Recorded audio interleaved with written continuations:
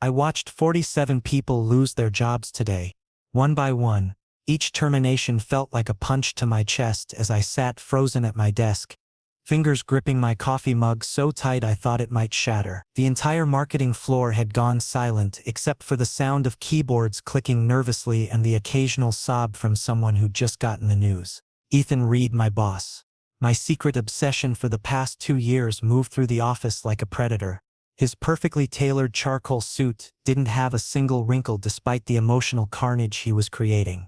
Those steel-gray eyes that haunted my dreams showed no mercy. No hesitation, just cold, calculated efficiency. Pack your things. Security will escort you out in 5 minutes. The same sentence, over and over. His voice never wavered, never softened, even when Sarah from accounting broke down crying right in front of him. Even when Tom from the design team, who had 3 kids and a mortgage, practically begged for another chance. I forced myself to keep working, pretending to review campaign metrics while internally spiraling. My hands were shaking so badly I could barely hold my pen. The spreadsheet on my screen might as well have been written in ancient hieroglyphics because I couldn't focus on anything except the approaching footsteps that meant my turn was coming. Jennifer from social media was next. She'd been here for 6 years. 6 years of birthday celebrations, late-night project sessions, and office gossip. Gone in 30 seconds. "This is insane," whispered Marcus from the cubicle next to mine. "The whole department can't." Marcus Williams. Ethan's voice cut through the whisper like a blade. I watched Marcus's face crumble as he realized he'd spoken too soon. Another desk cleared. Another life upended. The afternoon dragged on like torture. Each departure left the office feeling more hollow, more haunting. The motivational posters on the walls seemed to mock us now. "Teamwork makes the dream work," felt particularly cruel when the team was being systematically destroyed. By 4 o'clock, only a handful of us remained. The engineering team looked shell-shocked but grateful to still be employed. The finance department had been cut in half. And then there was me, Kai Morgan, junior marketing coordinator, the most expendable person in the entire company. I started mentally preparing my resignation letter because surely this was just delayed execution. Maybe Ethan was saving me for last because firing the newest, youngest employee would be easiest. Maybe he wanted to watch me squirm a little longer. The clock on my computer screen read 4:47 p.m. when I heard his footsteps approaching my desk. My heart hammered against my ribs so hard I was sure everyone could hear it. This was it. The end of my career at Reed Industries. The end of seeing Ethan every day, even if only from across the office. I looked up slowly, expecting to see the same cold dismissal he'd given everyone else. Instead, I found something that made my breath catch in my throat. Ethan was standing beside my desk, hands in his pockets, but he wasn't looking at me with professional detachment. He was studying me with an intensity that made my skin feel like it was on fire. Kai. My name on his lips sounded different than when he called other people, softer somehow, more careful. "Yes, sir?" My voice came out barely above a whisper. "Why do you think I kept you?" The question hit me like a physical blow. I blinked up at him, completely unprepared for anything except termination. His gray eyes were focused entirely on me, waiting for an answer I didn't have. The office around us had gone completely silent. The few remaining employees were pretending not to listen, but I could feel their attention like a weight on my shoulders. Why had he kept me? I was nobody special, just a 24-year-old college graduate who'd been lucky enough to land this job 2 years ago. I honestly don't know, sir." The words felt inadequate, but they were the truth. Ethan moved closer, and suddenly I caught a whiff of his cologne. Something expensive and masculine that made my head spin. Woodsy with hints of bergamot. I'd memorized that scent from the few times he'd walked past my desk or stood near me in meetings. "Think harder," he said, and there was something in his voice that made my stomach do complicated flips. I scrambled for a logical answer. Maybe because I work late most nights. I always meet my deadlines, and I've never taken a sick day. Everyone worked late. He was leaning against my desk now, close enough that I could see the faint stubble on his jaw, the way his dark hair was slightly mussed from running his hands through it. Everyone met their deadlines. The air between us felt charged with something I couldn't identify, something that made my palms sweat and my mouth go dry. I was hyper-aware of everything, The way his fingers drummed against my desk, the sound of his breathing, the fact that we were now alone on this side of the office. "Sir, if you're going to fire me too, please just look at me." The command in his voice made me obey instantly. Our eyes met, and for a moment the world stopped spinning. Those gray eyes that I'd admired from afar for 2 years were looking at me like I was something precious. Something worth keeping. "I kept you," he said slowly, his voice dropping to almost a whisper, "because I can't let you go." The words hit me like lightning. I stared at him, certain I'd misheard. Ethan Reed, the untouchable CEO, who dated supermodels and closed million-dollar deals before breakfast, had just said he couldn't let me go. "What do you mean?" The question escaped before I could stop it. For the first time since I'd known him, Ethan looked uncertain. Vulnerable, even. He ran a hand through his hair and took a step back, as if realizing he'd said too much. "Forget I said that." He turned to walk away, but something inside me snapped. "No." I stood up so quickly that my chair rolled backward and crashed into the wall behind me. The sound echoed through the empty office. "You can't just say something like that and walk away." Ethan froze mid-step. Slowly, he turned back around, and I saw something dangerous flickering in his expression. Something that made my heart race for entirely different reasons. "You want the truth, Kai?" His voice was low, almost threatening. "You really want to know why you're the only one left?" I nodded, not trusting my voice. "Because I've been watching you for months. Every day, you're here before anyone else, and you leave after everyone's gone. You bring coffee for the interns when they're stressed about deadlines. You stay late to help other departments with their projects, even when it's not your job. You make this cold, corporate building feel like it has a heart." Each word felt like a revelation. He'd been watching me, noticing the small things I did, but that's not the real reason, he continued, his hands clenching into fists at his sides. "The real reason is that you're the only person in this building who makes me want to be better than I am. You're the reason I look forward to Monday mornings. You're the reason I find excuses to walk past your desk. You're the reason I—" He stopped abruptly, jaw clenched like he was fighting against his own words. "The reason you what?" I stepped closer, my heart pounding so loud I was sure he could hear it. Ethan looked at me like I was simultaneously the best and worst thing that had ever happened to him. Like he wanted to pull me close and run away at the same time. "The reason I've been falling in love with someone I can never have." The confession hung in the air between us like a live wire. I felt like I couldn't breathe, couldn't think, couldn't do anything except stare at this man who'd just turned my entire world upside down with 7 words. Ethan Reed was in love with me. The silence stretched until I thought I might scream from the tension. Finally, I found my voice. "You can have me." The words slipped out before I could stop them, but I didn't want to take them back. They were true. They'd been true for 2 years. Ethan's eyes widened like I'd just proposed something scandalous. "Kai, I've been in love with you since my first day here," I confessed, the words tumbling out in a rush. "Every morning when you walk through those doors, every time you smile at someone in the elevator, every time you present in the conference room, I've been completely gone for you." "You don't understand," he said, but he was moving closer again. "This is impossible. I'm your boss. There are rules, protocols, HR policies." "You just fired half the company," I interrupted, trying for a smile despite my racing heart. "I think HR policies are the least of our worries right now." To my amazement, Ethan laughed. Actually laughed. The sound was warm and genuine and made my chest feel like it was expanding with helium. "This is insane," he murmured, but his eyes never left mine. "Then let's be insane together." The air between us crackled with 2 years of suppressed tension and newfound possibility.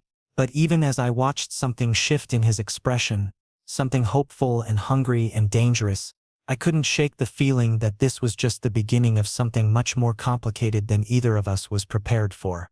The silence that followed my words felt like standing on the edge of a cliff, waiting to either fly or fall.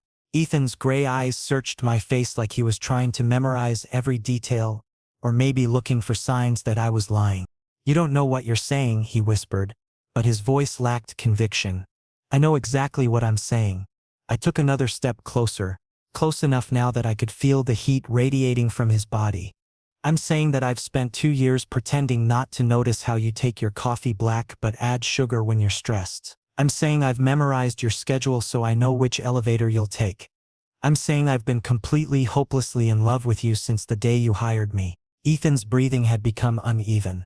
Kai, you don't understand what you're getting into. I'm not good at this. Relationships, feelings. I destroy everything I touch. You haven't destroyed me. Haven't I? His laugh was bitter. I just fired 47 people, including some who were friends with you. I turned this place into a graveyard. How can you look at me and see anything worth loving? The pain in his voice made my chest ache. This wasn't the cold, calculating CEO the rest of the world saw. This was someone who carried the weight of every difficult decision, every life he'd had to disrupt. Because I see who you really are, I said softly. I see the man who personally wrote recommendation letters for everyone you fired today. I see the man who's been paying for Jake's daughter's medical treatments out of his own pocket. I see the man who stays here until midnight, not because he loves work, but because he's afraid to go home to an empty apartment. Ethan's face went pale. How do you? Because I stay late too. Remember. I see the light in your office. I see the takeout containers in your trash. I see you, Ethan. All of you. For a moment I thought he might cry. His composure cracked just enough for me to see the lonely, exhausted man underneath the perfect exterior. The company is failing, he said quietly. Not just struggling, actually failing. We have maybe 3 months before we're completely bankrupt. I fired everyone because I can't afford to pay them, and keeping them on would just be delaying the inevitable. The admission hit me like a physical blow. How bad is it? Bad enough that I've been having panic attacks in my office bathroom. He laughed humorlessly. The great Ethan Reed, falling apart over spreadsheets and bank statements. Then why keep me? If money's that tight, because I'm selfish. The words exploded out of him like he'd been holding them back for months. Because even knowing I should let you go, should give you a chance to find something stable, I couldn't do it. Because the thought of not seeing you every day makes me feel like I'm suffocating. My heart was beating so fast I felt dizzy. Ethan, I kept you because I'm in love with you, and I'm not strong enough to do the right thing. He was moving closer now, his voice dropping to something raw and desperate. I kept you because you're the only good thing in my life, and I'd rather watch this whole company burn than lose you. The confession hung between us like a live wire. I could see the exact moment he realized what he'd said, could watch him start to retreat back into himself. Don't. I said quickly. Don't take it back. Kai, this is wrong on so many levels. I don't care. I reached out and grabbed his hand before he could step away. His skin was warm and slightly rough, and the contact sent electricity shooting up my arm. I don't care about wrong. I care about you. Ethan stared down at our joined hands like he couldn't believe it was real. You could have anyone. Some nice guy your own age who doesn't come with a failing company and a nervous breakdown. I don't want anyone else. I squeezed his hand. I want the man who remembers that I like my coffee with extra cream. I want the man who bought the office plants because he noticed I always looked sad on gray days. I want the man who's been fighting to save everyone's jobs even when it's killing him. How do you know about the plants? I smiled. Because I pay attention too. For the first time since I'd known him, Ethan looked completely vulnerable. Not the untouchable CEO, not the brilliant businessman, just a man who was tired of being alone. If we do this, he said slowly, everything changes. I can't promise you stability. I can't promise you a future. This company might not exist in 6 months. Then we'll figure it out together. Together, he repeated, like the word was foreign to him. Together, I confirmed. Ethan raised his free hand to my face, thumb brushing across my cheek with reverent gentleness. I've wanted to touch you for so long. Then touch me. Something shifted in his expression. The vulnerability was still there, but underneath it was something darker, more intense. Something that made my stomach flip and my breath catch. Kai, you don't understand. I've been alone for a long time. I don't know how to be gentle anymore. The rough edge in his voice sent heat pooling low in my abdomen. Who said I wanted gentle? Ethan's eyes flashed with something dangerous. Careful what you ask for. I'm asking for everything, I whispered. That's when his control finally snapped. Ethan's hand tangled in my hair, tilting my head back as he studied my face with an intensity that made my knees weak. Once I kiss you, there's no going back. I won't be able to pretend this didn't happen. I won't be able to keep my distance. Good. I breathed. I'm going to want all of you, he warned, his thumb tracing my lower lip. Your time, your attention, your body, everything. It's already yours. The words seemed to break something inside him. Ethan pulled me against his chest, and suddenly I was pressed against solid muscle and expensive fabric, breathing in his cologne and feeling his heart race against my ribs. I've dreamed about this, he murmured against my ear, his warm breath making me shiver. Every night for months, I've imagined what it would feel like to hold you. How does it compare to the dreams? Better, he said roughly. So much better. His lips found the sensitive spot just below my ear, pressing a soft kiss that made my whole body go electric. I couldn't stop the small sound that escaped my throat, and I felt Ethan's smile against my skin. I love that sound, he whispered. I want to hear it again. Before I could respond, his mouth was on mine. The kiss wasn't gentle or hesitant. It was 2 years of suppressed desire and careful distance finally breaking free. Ethan kissed me like he was drowning and I was air.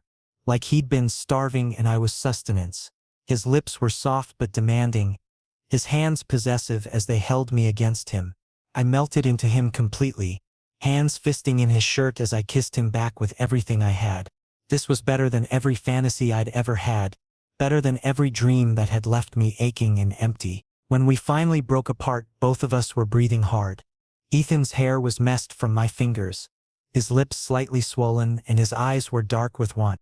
This is dangerous, he said, but his forehead was resting against mine and he showed no signs of letting go. The best things always are. Kai, I need you to understand something. His voice was serious now, though his hands were still gentle on my face. I'm not just your boss. There are things about me, about what I am, that you don't know. What do you mean? I mean that when I say I want all of you, I mean it in ways you might not understand yet. His gray eyes were searching mine. I mean that once you're mine, I'll never let you go. I mean that I'll want to protect you and provide for you. His phone buzzed, cutting him off mid-sentence. Ethan glanced at it and his entire expression changed, warmth replaced by cold fury. What's wrong? I asked, suddenly terrified that our moment was about to be shattered. Marcus Chen, he said grimly, showing me the screen. The message was simple but chilling. A photo of us kissing, taken through the office window with the text below. Interesting developments. We should talk. You have 24 hours. My blood ran cold. Who is Marcus Chen? My biggest business rival, Ethan said, jaw clenched tight. And the man who's been trying to destroy me for the past 5 years. How did he get this photo? He's been watching me. Probably has people posted around the building. Ethan's arms tightened around me protectively. This is exactly what I was afraid of.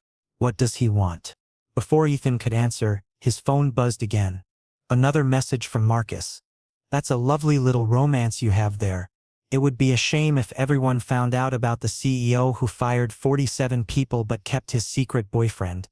Call me. The threat was clear and suddenly I understood the danger we were in. This wasn't just about us anymore. This was about scandal, about reputation, about everything Ethan had worked for. We need to call him, I said quietly. Absolutely not. Ethan, he has photos. He could destroy you. I don't negotiate with terrorists, Ethan said firmly, but I could see the worry in his eyes. Then what do we do? Ethan looked at me for a long moment, and I could see him making some kind of internal calculation. When he spoke, his voice was steady but grim. We prepare for war. The elevator ride to Ethan's penthouse office felt like ascending into another world. I'd never been above the 15th floor, never seen the executive level that existed in myths and whispered rumors among the regular employees. Now I was following Ethan through marble corridors and past abstract art that probably cost more than my annual salary. We need somewhere private to talk, he'd said after receiving Marcus's threatening messages. Somewhere without windows. His office was more like a luxury apartment than a workspace. Floor-to-ceiling bookshelves lined one wall, filled with everything from business texts to classic literature. A sleek desk dominated the space, but there was also a sitting area with leather chairs and a coffee table that looked like it belonged in an art gallery. Drink? Ethan asked, moving to a small bar cart in the corner. I probably shouldn't. My hands are already shaking. He poured himself 3 fingers of what looked like expensive whiskey and downed it in one swallow. Mine too. I watched him lean against the bar cart, head tilted back, eyes closed. In the soft lighting of his office, he looked older than his 32 years. Tired. Like he'd been carrying the weight the world alone for too long. Tell me about Marcus Chen, I said, settling into one of the leather chairs. Ethan opened his eyes and looked at me. We were business partners once. Best friends, actually. We started our first company together right out of business school. What happened? I found out he was embezzling from our clients. Small amounts at first, then larger ones. When I confronted him, he claimed it was just borrowing, that he'd pay it back. Ethan poured himself another drink but didn't touch it. I gave him a chance to make it right. Instead, he cleaned out our accounts and disappeared. How much did he take? $2 million. Money that belonged to people who trusted us.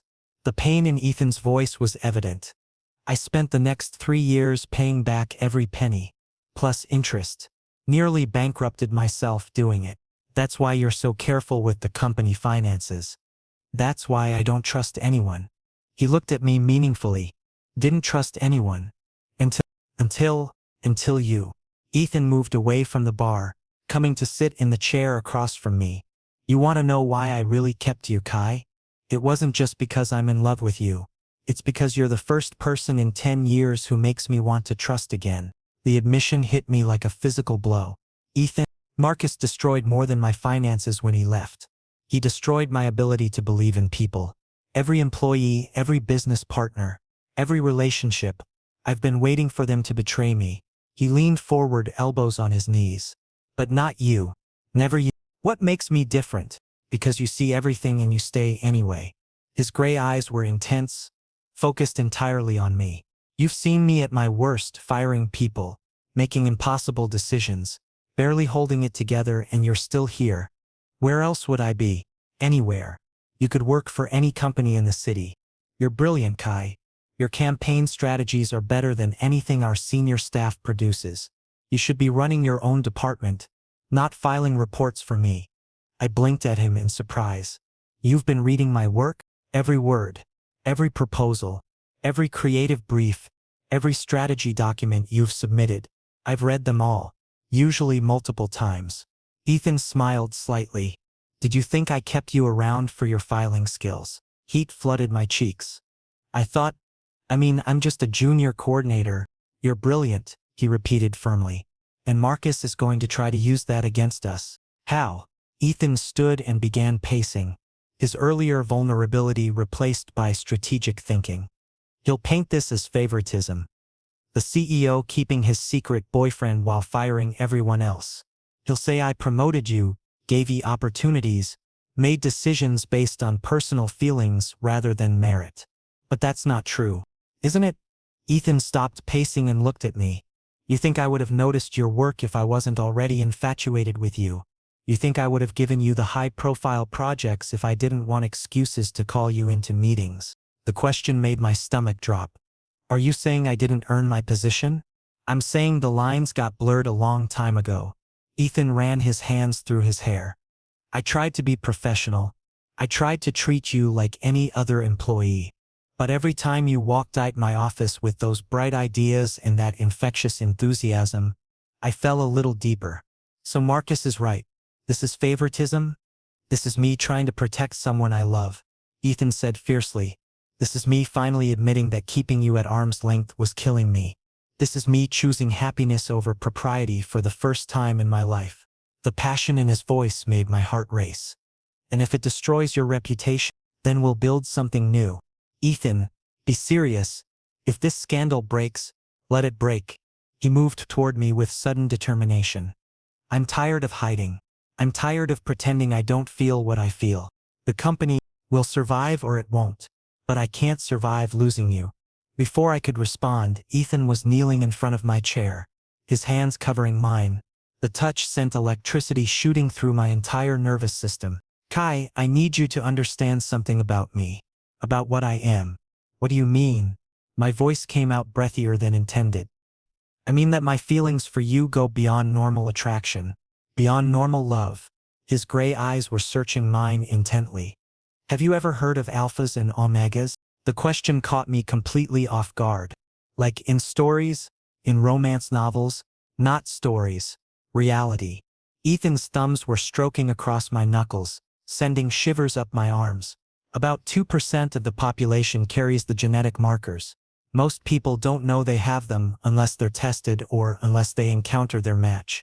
My heart was beating so fast I felt lightheaded. Are you saying I'm an alpha, Kai? And I think I'm almost certain that you're an omega. The words seemed to echo in the silence that followed. Alpha, omega, terms I'd read about in fiction. Concepts that belonged in fantasy, not in real life, not in corporate offices and business meetings. That's impossible, I whispered. Is it? Haven't you felt different around me? The way your body reacts when I'm close? The way my scent affects you? Ethan's voice was gentle but insistent. Haven't you wondered why you're so drawn to me? Why it feels like more than just attraction? And suddenly, everything made sense. The constant pull I felt toward him. The way my skin seemed to buzz whenever he was near. The way his cologne made me feel safe and excited and needy all at once. The plants, I said suddenly. What? You said you bought the office plants because I looked sad on gray days, but I never told anyone that gray days make me sad. How did you know? Ethan's smile was soft and knowing. Because I could sense it. Your emotions, your moods, I'm tuned into them in a way that isn't normal. And me? What am I supposed to sense? Protection? Safety? The feeling that someone will take care of you, provide for you, defend you against anything that tries to hurt you. His hands tightened on mine. Tell me you don't feel that when you're with me. I did feel it.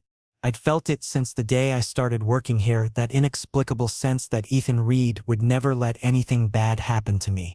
I'd attributed it to having a crush, to wishful thinking, to the natural authority that came with his position. This is insane, I said, but even as the words left my mouth, I knew they weren't entirely true. The company restructuring, Ethan continued. It wasn't just about finances. I was trying to create a safer environment. Most alphas in corporate settings are aggressive, territorial. They see omegas as either threats or prizes to be won. And you don't? I see you as my equal, my partner, someone to be protected, not possessed. His voice dropped to something rough and intimate. Though I won't lie and say I don't want to possess you in other ways. The words sent heat pooling low in my abdomen. What kind of ways? Ethan's eyes darkened. Are you sure you want to know? I nodded, not trusting my voice. I want to know that you're mine. I want to take care of you, provide for you, make sure you never want for anything. His thumbs were still stroking my hands, the gentle touch making me shiver. I want to come home to you every night. I want to wake up with you every morning. His phone buzzed again, cutting off whatever he was about to say. This time it wasn't a text. It was a call. Marcus Chen. Ethan looked at me questioningly. Answer it, I said. On speaker. He accepted the call and set the phone on the coffee table between us. Ethan. My old friend. Marcus's voice was smooth, oily like a snake in an expensive suit. I hope you've had time to think about our situation. What do you want, Marcus? The same thing I've always wanted. To watch you lose everything you care about. There was genuine pleasure in Marcus's voice. This time though, you're making it so easy for me. Get to the point. The point is that I have video footage now, not just photos. Hours of it, actually. You two have been quite entertaining to watch through those big windows of yours. My stomach dropped. Video footage meant this was even worse than we'd thought. Here's what's going to happen. Marcus continued. By tomorrow morning, every news outlet in the city will have copies of my footage. The story will write itself. CEO fires 47 employees but keeps secret boyfriend. Favoritism, workplace harassment, abuse of power. The headlines practically write themselves. You're assuming people will care, Ethan said calmly. But I could see the tension in his jaw. Oh, they'll care. Especially when I release the financial records showing how much you've been paying your little boyfriend compared to other employees at his level. Wait, what? I looked at Ethan in confusion, but he was staring at the phone with murder in his eyes. You hacked our payroll system? I prefer to think of it as research. Did you know your sweet little Omega makes 30% more than his peers? Very interesting compensation structure for someone you claim to treat equally. My heart sank. It was true then. Ethan had been giving me preferential treatment. But here's the thing, Marcus continued. I'm feeling generous tonight. I'm willing to make this all go away. In exchange for what? Your company. Sign over Reed Industries to me for exactly $1. Then I'll forget all about your inappropriate workplace romance. The silence that followed was deafening. Ethan's entire life's work, everything he'd built, in exchange for protecting me from scandal. You have until noon tomorrow to decide, Marcus said. Choose wisely, old friend. Is your little boyfriend worth everything you've worked for? The line went dead. Ethan and I stared at each other across the coffee table, the weight of Marcus's ultimatum settling between us like a bomb. The salary thing, I started, but Ethan cut me off. Is irrelevant. It's not irrelevant. You've been overpaying me, which means I recognized your value before anyone else did. Ethan stood up abruptly, beginning to pace again. You think I care what Marcus Chen or anyone else thinks about my business decisions? I care. I stood up too, suddenly angry. I care that everything I've accomplished here is going to be attributed to sleeping with my boss. You haven't slept with me. Yet. The word slipped out before I could stop it, and we both froze. Ethan stopped pacing and turned to look at me with an expression I couldn't read. Yet, heat flooded my cheeks. I didn't mean, that's not what I— Is that what you want, Kai? His voice was low. Dangerous. To sleep with me? The air in the room changed, becoming thick and charged with tension. I felt like I was standing on the edge of a precipice, about to either fly or fall. Yes, I whispered. Ethan closed the distance between us in 3 steps, backing me against the bookshelf. His hands came up to frame my face, thumbs stroking across my cheekbones. Even knowing it will complicate everything? Even knowing that Marcus will use it against us? Especially knowing that? I reached up to cover his hands with mine. I'm tired of being afraid. I'm tired of wanting something I thought I could never have. You can have anything you want from me, Ethan said roughly. Everything you want. Then stop talking and kiss me again. This time, when his lips met mine, there was nothing gentle about it. This was hunger and desperation and 2 years of suppressed desire finally breaking free. Ethan kissed me like he was claiming me, like he was marking me as his, and I kissed him back with everything I had. His hands tangled in my hair, tilting my head to deepen the kiss. I could taste the whiskey on his tongue, could feel the barely restrained power in his touch. When he pressed closer, pinning me against the bookshelf, I couldn't stop the small sound of want that escaped my throat. I love that sound, he murmured against my lips. I want to hear it again. Then make me make it again. Something shifted in his gray eyes, something primal and possessive, that made my knees weak. Careful what you ask for, Omega. The word sent a shiver through my entire body. I'm asking for everything, Alpha. Ethan's control snapped completely. His mouth crashed into mine with desperate hunger, his hands roaming my body like he was trying to memorize every inch. When his lips moved to my neck, finding that sensitive spot just below my ear, I gasped and arched against him. You smell incredible, he whispered against my skin, his voice rough with want, like vanilla and rain and something uniquely you. Ethan, his name came out as a plea. I know, baby.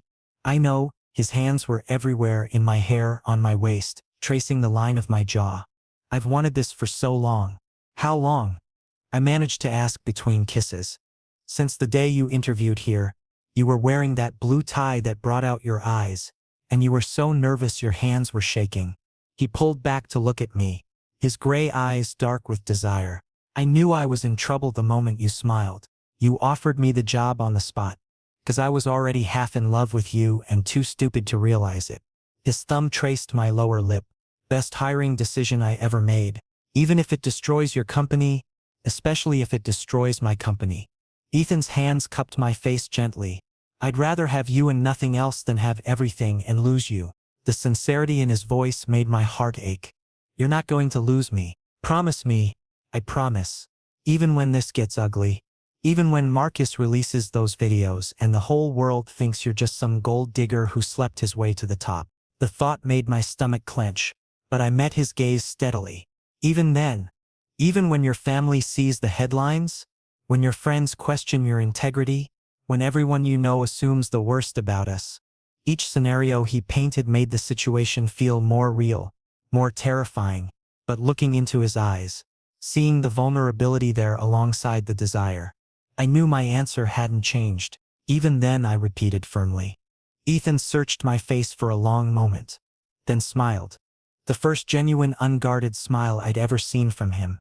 Then let's give them something worth talking about. Before I could ask what he meant, his phone was buzzing again. This time it was a different number, one that made Ethan's expression shift from desire to concern. My lawyer, he explained, answering the call. David, what's wrong? Ethan, I've been getting calls all evening. Marcus Chen has been shopping a story to every major news outlet in the city.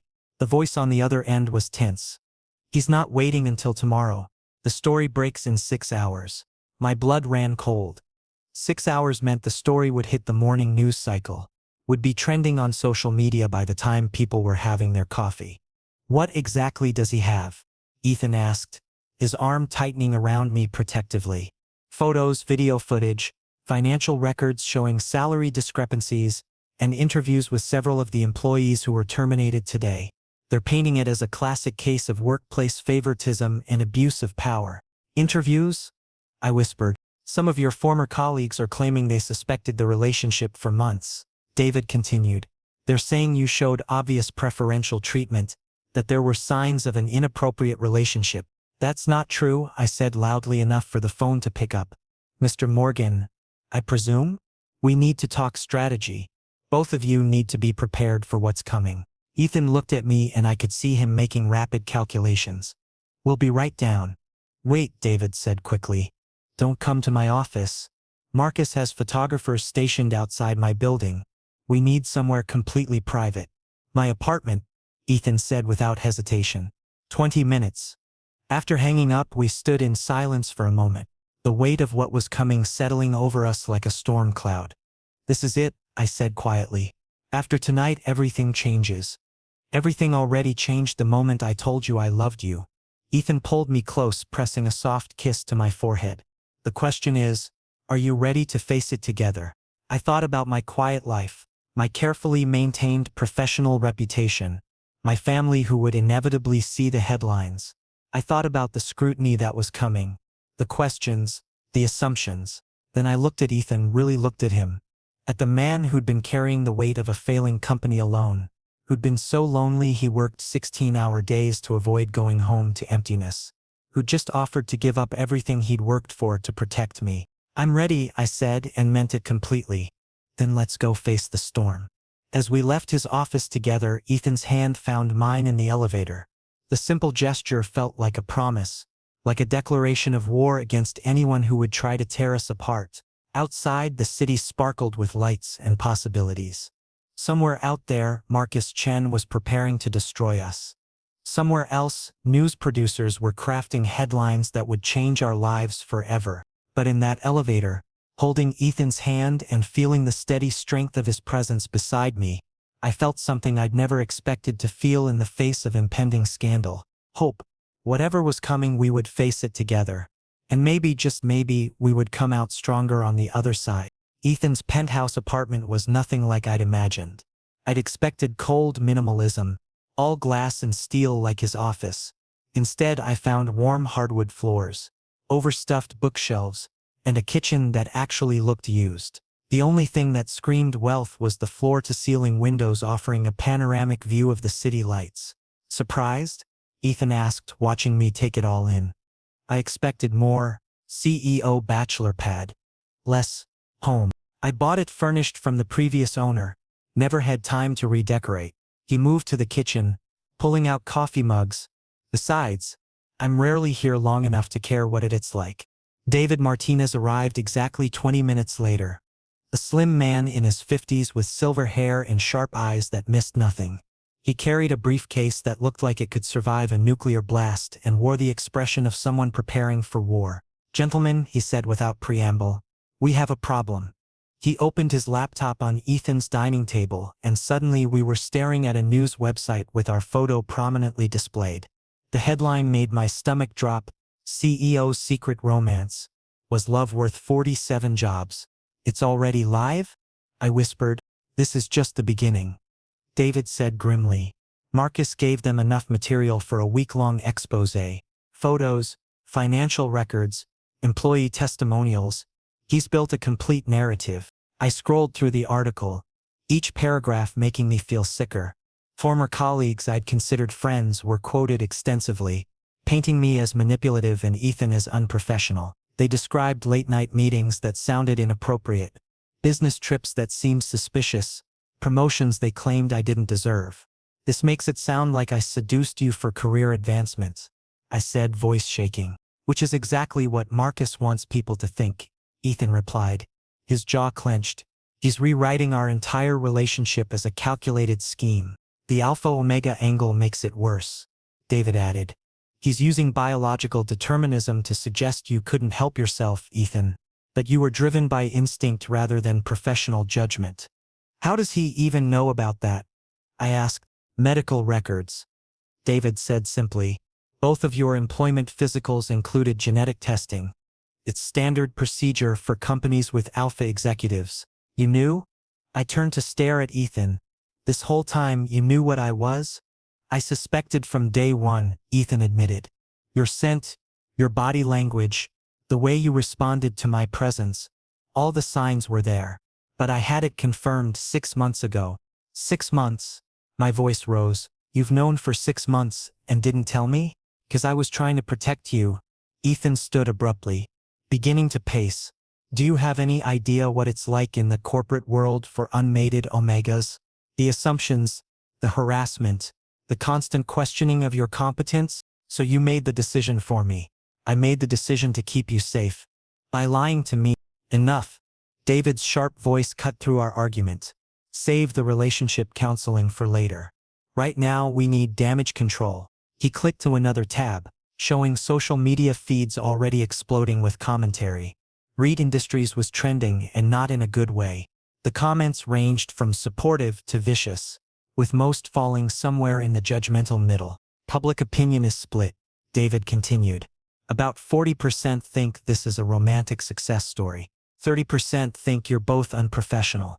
The remaining 30% are calling for investigations into workplace harassment and SEC violations. SEC violations. Ethan's voice was sharp. Salary discrepancies can be considered securities fraud if shareholders claim you misappropriated company funds for personal relationships. I felt the blood drain from my face. This could destroy more than just our reputations. Marcus is playing for keeps, David agreed. He wants the company and he's willing to use federal investigations to get it. Ethan's phone buzzed. Marcus Chen again. Answer it, David said. On speaker, I want to hear exactly what we're dealing with. Ethan accepted the call with obvious reluctance. Enjoying the headlines? Marcus's voice was sickeningly pleased. What do you want, Marcus? The same thing I wanted 6 hours ago. Your company. The only difference is that now I'm offering you a slightly better deal. I'm listening. $50,000 for Reed Industries, instead of $1. See? I'm feeling generous. $50,000 for a company worth $50 million? Was worth $50 million, Marcus corrected. Check your stock price tomorrow morning. I'm betting it drops at least 60%. David was already pulling up financial websites, and I could see the futures market wasn't looking good for Reed Industries. You have until 9 a.m., Marcus continued. Sign the papers and I'll make sure the story dies quietly. Your reputation might survive. Refuse, and I promise you'll lose everything. The company, your credibility, and probably your little boyfriend when the criminal investigations start. Criminal investigations? I couldn't keep the fear out of my voice. Securities fraud, workplace harassment, embezzlement. I have enough evidence to keep federal prosecutors busy for months. Marcus sounded like he was enjoying every word. Poor little Omega caught up in his alpha's crimes. Although I suppose a good lawyer might argue you were just a victim of biological manipulation. You son of a... 9 a.m. Ethan. Don't be late. The line went dead, leaving us in heavy silence. Can he actually do this? I asked David. File criminal charges? Possibly. Make them stick? That's harder to say. David closed his laptop. But the investigation alone would destroy you both. Regardless of the outcome, So we give him what he wants, I said quietly. Absolutely not, Ethan replied immediately. Ethan, be realistic. You're talking about risking federal prison to save a company that's already failing. I'm talking about not letting Marcus Chen destroy something else I care about. Ethan moved to the windows, staring out at the city. He took my first company, my best friend, my ability to trust. I won't let him take you too. He's not taking me. I'm choosing to stay with you, even if staying means watching me go to prison. The question hung in the air like a challenge. I looked at this man who'd already given up so much, who was prepared to sacrifice everything rather than surrender to the person who'd betrayed him. Even then, I said firmly. Ethan turned from the window, something shifting in his expression. Then we fight back. How? David asked. The same way Marcus is fighting us. With information. Ethan pulled out his phone. Kai, you said you'd been documenting suspicious activity for months. Show David what you found. For the next hour, I walked David through my evidence file. Screenshots of suspicious transactions, recorded conversations with former employees, documentation of Marcus's shell companies and their suspicious client relationships. Things I'd noticed as a junior employee that senior management had missed. This is impressive work, David said, when I'd finished. You've essentially documented a comprehensive corporate espionage operation. Is it enough to stop him? It's enough to hurt him. Maybe enough to destroy him if we play it right. David's expression was calculating. But it means going nuclear. Once we release this, there's no going back. What do you mean? I mean, we don't just defend ourselves. We attack. We accuse Marcus of corporate sabotage, client theft and fraud. We turn this into a war where everyone gets hurt. Ethan and I looked at each other across the table. In his gray eyes, I saw the same determination I felt building in my chest. Do it, I said. Are you sure? David asked. This will make everything more public, more vicious. The media circus will be 10 times worse. Then let's make sure we win, Ethan said grimly. David nodded and opened his laptop again. Then we work through the night. By morning, Marcus Chen is going to discover that he's not the only one who knows how to play dirty. As David began making calls to investigative journalists and federal prosecutors, I felt something I hadn't expected in the middle of this nightmare. Hope. We weren't just going to survive Marcus's attack. We were going to destroy him. By 3 a.m., David had turned Ethan's dining room into a war room. Legal documents covered every surface. 3 laptops were running simultaneously and the coffee maker had been working overtime.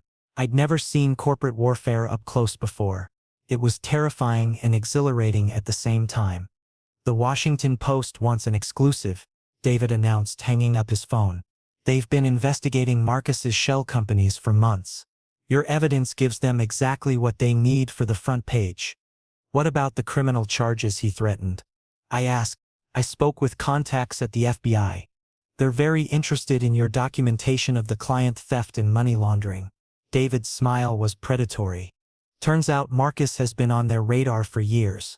Ethan looked up from his laptop, where he'd been coordinating with his few remaining employees. The SEC, also interested, especially in the market manipulation angle. David pulled up a new document. Marcus has been short-selling your stock while simultaneously sabotaging your client relationships. That's textbook securities fraud. I felt a surge of vindication. So we can actually stop him? Better than that, we can destroy him. David's expression was grim satisfaction. But first we need to handle the immediate crisis. Your stock price, your remaining clients, your employees' futures. What do you mean? Ethan turned his laptop toward me, showing the pre-market trading numbers. Reed Industries stock had dropped 40% overnight, exactly as Marcus had predicted. Our remaining clients are panicking, Ethan explained. 3 have already called to terminate their contracts. If this continues, the company won't survive long enough for Marcus to steal it. So what do? We get ahead of the story. David pulled up a press release draft. Instead of defending ourselves, we go on the offensive. We announce that Reed Industries has been the target of a systematic corporate sabotage campaign, and that we're cooperating with federal investigators to bring the perpetrators to justice. Will that work? It reframes the narrative. Instead of being the scandal, you become the victims of a larger crime. David's fingers flew across the keyboard. Plus, We're announcing some changes that should calm investor fears. What kind of changes? Ethan reached across the table to take my hand. We're restructuring the company, creating a co-CEO position. My heart stopped. What? Kai, you've been doing senior-level strategy work for months. Your campaign proposals have been brilliant. Your client insights have saved deals. Your operational suggestions have improved efficiency. Ethan's gray eyes were intense. Making you co-CEO isn't favoritism. It's recognizing what you've already been doing. But the optics are that Reed Industries is progressive enough to promote based on merit, regardless of personal relationships. David looked pleased with himself. It also makes it much harder for Marcus to claim you're just a kept pivrin. You're serious about this? Dead serious, Ethan said. I should have offered you this position months ago. I was too afraid of how it would look, too concerned about protecting you from scrutiny. But hiding your contributions only made them easier to dismiss. The idea was terrifying and thrilling at the same time. Co-CEO of a major corporation at 24? It was everything I'd dreamed of and everything I'd never thought possible. The board will never approve it. The board will approve whatever keeps the company afloat, David said pragmatically, especially when the alternative is federal investigation and bankruptcy. And if Marcus retaliates? Let him try. Ethan's voice was cold. By the time we're done, he'll be too busy dealing with his own legal problems to worry about us. David's phone rang. He answered immediately, switching to speaker without being asked. David, it's Sarah Chen from the Post. We're running the Marcus story in tomorrow's edition, but we need comment from Reed Industries before we go to print. What kind of comment? Confirmation that you're cooperating with federal investigators. Also, we've heard rumors about major restructuring. Any truth to that? David looked at Ethan and me. This was it. The moment we committed fully to our strategy. Yes to both, David said. Reed Industries has been cooperating with FBI and SEC investigations into corporate sabotage for several months. We're also announcing that Kai Morgan, our head of strategic operations, is being promoted to co-CEO effective immediately. Co-CEO? That's unusual. Unusual times call for unusual measures. Mr. Morgan has been instrumental in identifying and documenting the sabotage efforts. His promotion recognizes both his contributions and his role in protecting the company's interests. Can we get an interview? Both CEOs together? I felt panic rising in my chest, but Ethan squeezed my hand reassuringly. We'll have a press conference tomorrow morning, David said. 9 a.m., Reed Industries headquarters. After hanging up, David turned to us with a grim smile. No turning back now. Good? I said, surprising myself with how steady my voice sounded. I'm tired of hiding. Ethan's phone buzzed. Marcus again. He's early, David observed. Ethan answered on speaker, his voice coldly professional. Marcus, you think you're clever, don't you? Marcus's voice was no longer smooth and confident. He sounded angry, rattled. Shopping your little conspiracy theories to reporters. I'm not shopping theories. I'm providing evidence. Evidence that will never hold up in court. We'll see. The FBI seems to think it's pretty compelling. There was a long pause. When Marcus spoke again, his voice was dangerous. You have no idea what you're doing, Ethan. I've been planning this for 5 years. You think some junior employee's filing system is going to stop me? I think you're scared, I said, speaking for the first time. Ah, the little Omega speaks. Tell me, Kai, are you prepared for what's coming? When the investigative reporters start digging into your background, when they find every embarrassing moment, every mistake, every secret you've ever had, I have nothing to hide.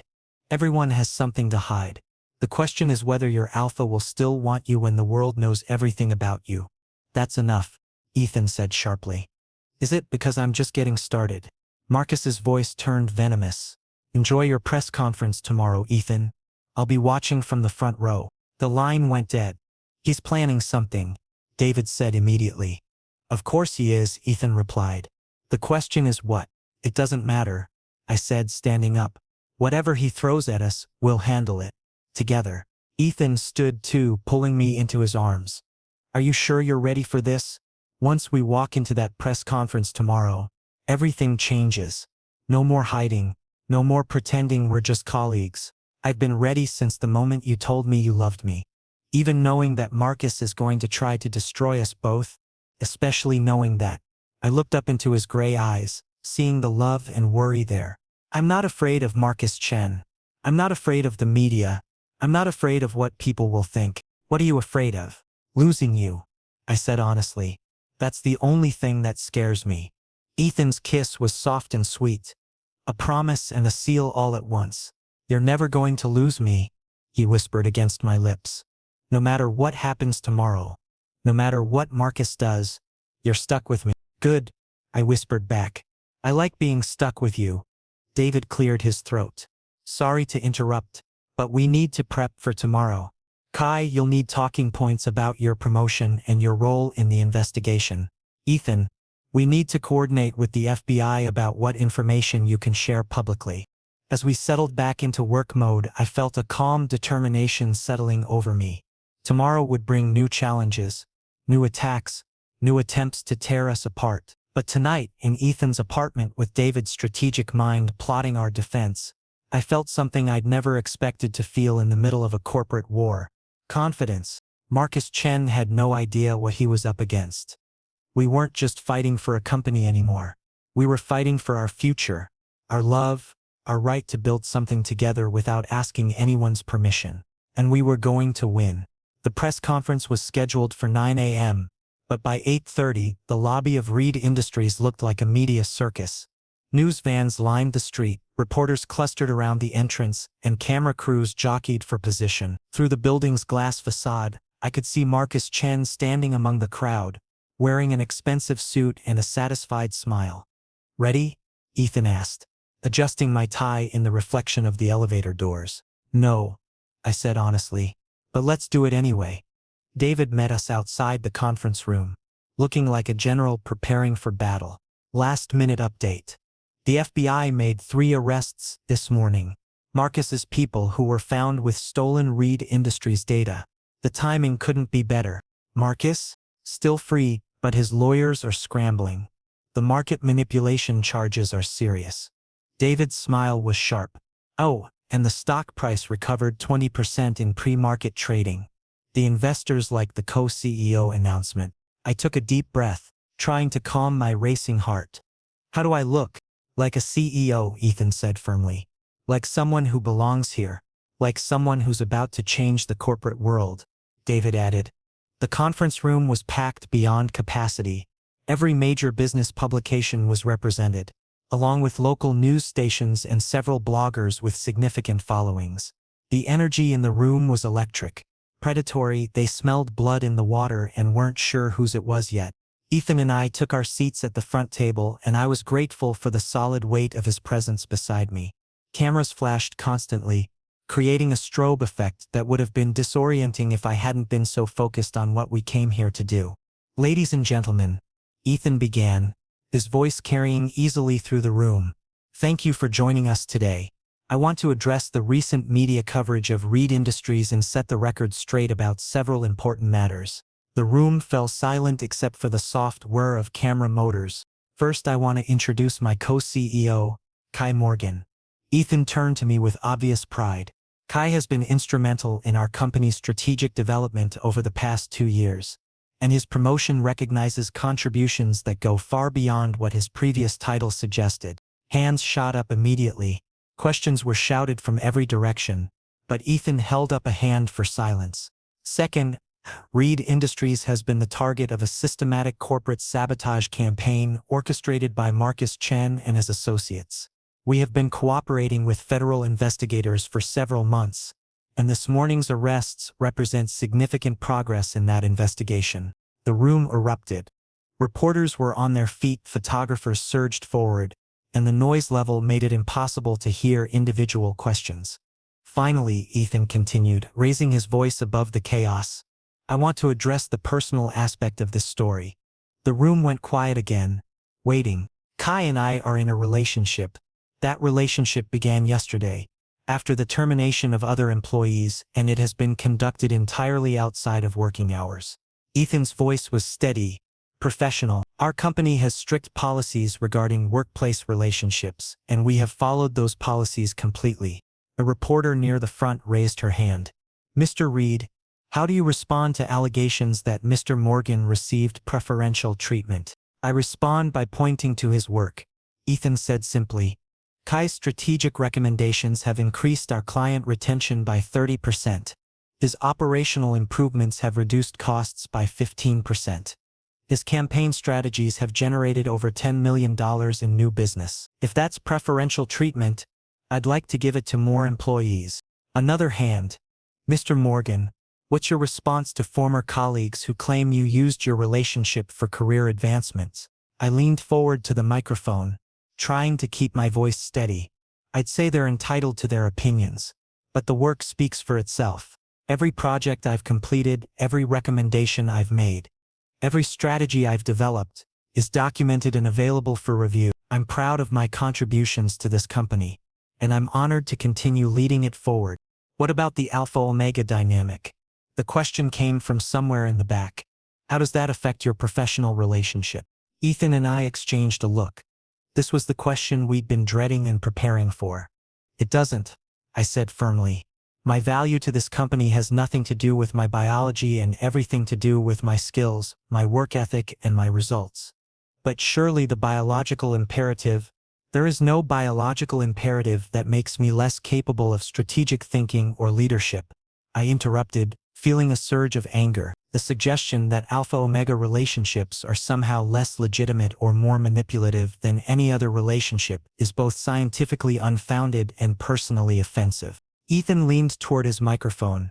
Reed Industries is proud to be the first major corporation with openly Alpha-Omega leadership. We believe diversity of perspective makes us stronger, not weaker. Mr. Reed, what's your response to the securities fraud allegations? That they're baseless and will be proven false by the federal investigation, Ethan replied calmly.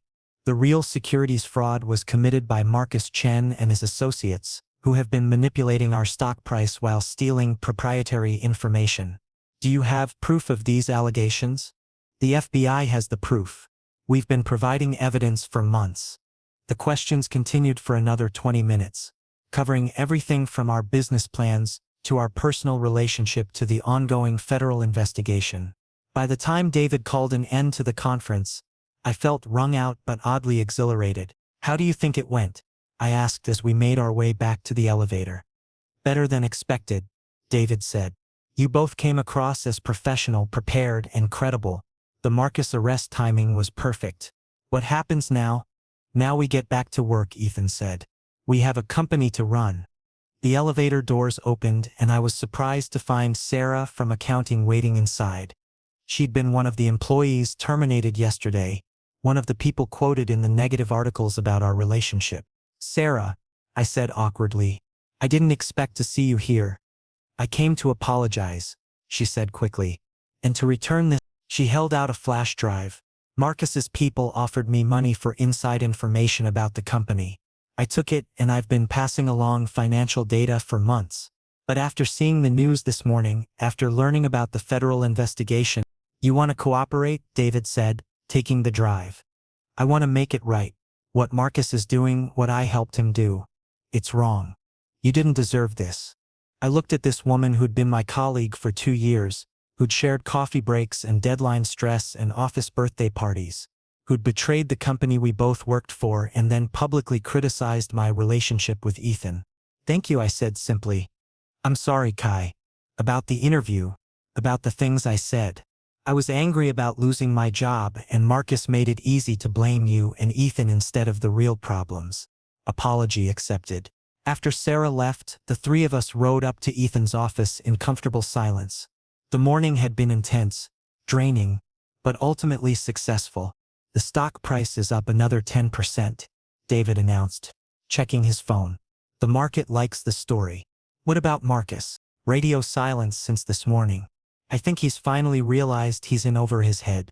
Ethan's office felt different now, not like the private sanctuary of an untouchable CEO, but like the workspace of a team.